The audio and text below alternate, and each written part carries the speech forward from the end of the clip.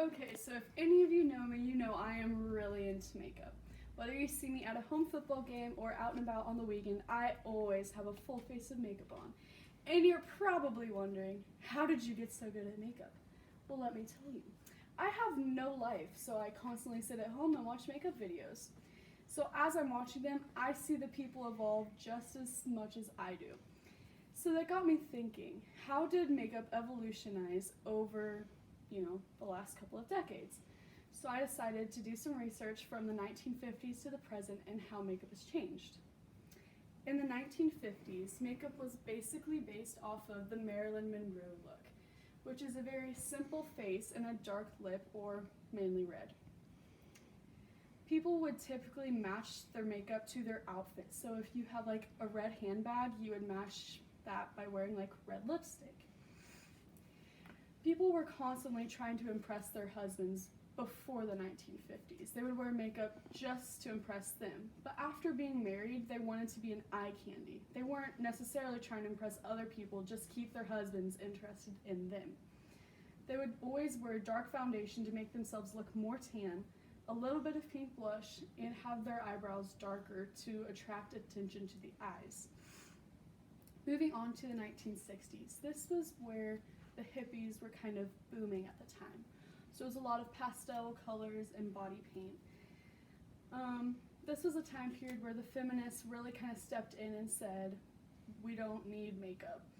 It was more of like a natural look, like we don't need makeup to look beautiful. But the people who wanted to wear makeup, they were all about it. They would wear a very bold look and nude lips.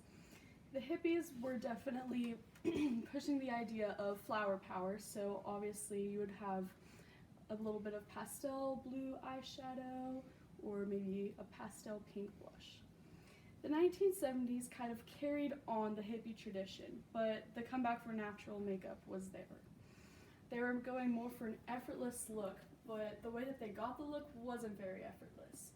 They wanted to look tan, athletic, and natural, and this is when false lashes really made an impact.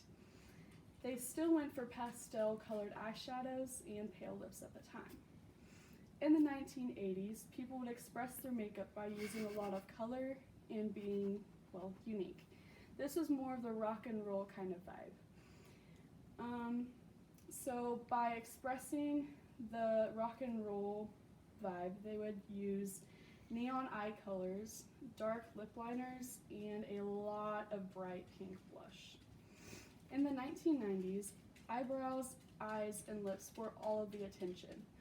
They wouldn't want to take attention away from the accessories such as chokers, handbags, etc.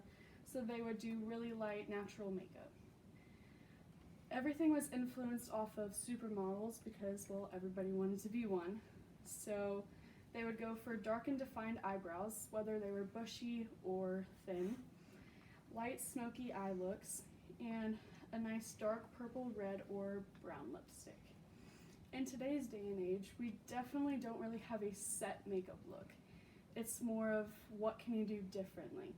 So can you wear a really bright red smoky eye, or can you maybe incorporate some purple lipstick or black lipstick into a look? It's more of trying to make yourself look more unique than more natural in today's day and age. Today's makeup is definitely more influenced by YouTubers and the different trends that they have created throughout the years. Makeup has clearly evolutionized throughout the years, and it seems that throughout the years we still keep cycling throughout the different trends of earlier years, but it seems now that we're moving on more than in the past. So in 50 years, what do you think makeup will have evolutionized to?